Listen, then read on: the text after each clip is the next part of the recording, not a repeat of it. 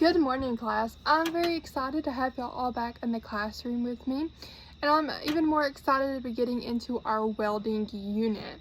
Can anybody tell me what welding is? Okay, awesome, great answer. Has anybody in here ever welded before? Awesome. So, there are multiple different kinds of welding. You can do MIG welding, stick welding, among others. Today we are going to be talking about stick welding. So, stick welding, here is a diagram for stick welding. As you can see, we have our electrode holder. So this is going to be what we hold when we are doing the weld. Then we have our electrode right here. This is called the stick. Can anybody tell me what the electrode might do? Good answer. So as you can see, this electrode makes an arc, and the arc is what warms this metal up right here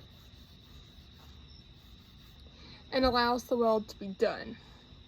Then it creates this slag, and the slag's kind of the protective top, or the just kind of the crust, you could say, of the weld itself, and you actually end up knocking that off as you finish your project. And we'll get a little bit more into what kind of tools we use a little bit further into the lesson. So as you can see, it kind of melts that electrode, it forms your weld, and that is what stick welding is. And we will get more into this as we get into our science behind welding lesson. So like all things, we always have to talk about safety. Can anybody tell me what a few safety tips you might could think of from welding? Like, what do you think might be a good thing to have? Good answer. Anybody else? Awesome, great answer. So here is a basic welding safety checklist. You are going to make sure that you have a welding helmet. Does anybody know why a welding helmet might be a good thing to have? Yes, great answer. A welding helmet is going to protect your eyes and your face. Now, why might your eyes want to be protected? Your eyes are going to need to be protected for multiple different reasons. For one, welding consists of sparks. It consists of metal. It consists of different debris that could get into your eye or on your face.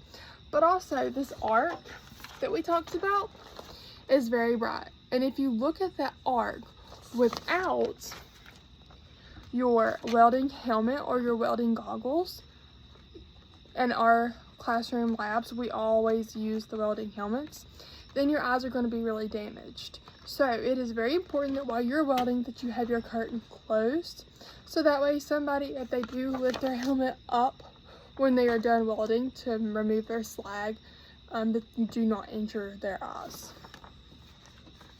You're going to want a welding jacket. A welding jacket is extremely important. A welding jacket is extremely important because you do not want your clothes or your arms getting burned. So a welding jacket is going to keep your clothes from melting onto you. If you are not wearing cotton, if you're wearing any kind of artificial clothing material, then it will actually melt, and it will melt into your skin, and it will cause blisters, it will cause burns, and the welding jacket helps protect you from all of that, as well as protecting your skin if you have on a short sleeve shirt. Then you have your welding pants. Same concept as a welding jacket. It protects your legs and protects any sparks or any kind of debris landing on your jeans or under other kind of pants and it burning through. Welding boots. You can use leather boots for this. You can use cowboy boots if they're completely leather. That's totally okay. You just want some leather shoes because, again, if you have any other material shoes, unless they're like fire resistant, it'll burn through them if a spark gets on it. Welding gloves, again, kind of the same concept. You want your hands protected. You're going to be holding onto the electrode holder, and it's going to be extremely close to where the sparks are, so gloves are a vital safety thing. You're going to want your safety glasses. Safety glasses are very important when you're trying to get the slag off of your weld. It protects your eyes from any kind of flying debris. And then you're going to want your leather spats. And your leather spats are basically just chaps. We don't use these in the school where we're at, but this again just kind of protects. It can be in an apron form. They're kind of made in multiple different ways, but it's just an extra layer of protection to help you from getting burned. So let's go over our workplace setup. Can anybody tell me what may be important to have in our workplace setup? Great, awesome, good job. So our workplace setup is going to consist of our workpiece or work metal, our base metal. So what we're going to be welding, we're going to have a welding table, and we're going to have our welder, and we're going to need to have a power source. So those are kind of our basic, like how we need our table set up. We're also going to want our clamp, and what this does is the clamps help ground it and help the electrical stuff work as it needs to work. And again, we'll get more into this when we get into our science of welding lesson. Finally, we have our tools that we're going to be using when we finally get to start welding. We have our hammer. This is going to help us get our slag off. Pliers, and that's to help us hold our hot metal. Again, we'll have gloves on, but it just helps. We have our chisel, again, to help us get our slag off of our weld. We have our metal itself, because we have to weld something. Again, we have our clamps. We can use them multiple different purposes. We have a wire brush. This helps clean up your weld and get that slag off.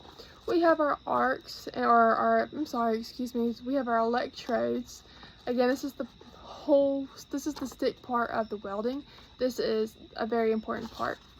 We have our welding helmet, and we have our leather gloves. So, we are going to talk about a couple different kinds of welds. So, and I will demonstrate those, and then you will be able to follow along.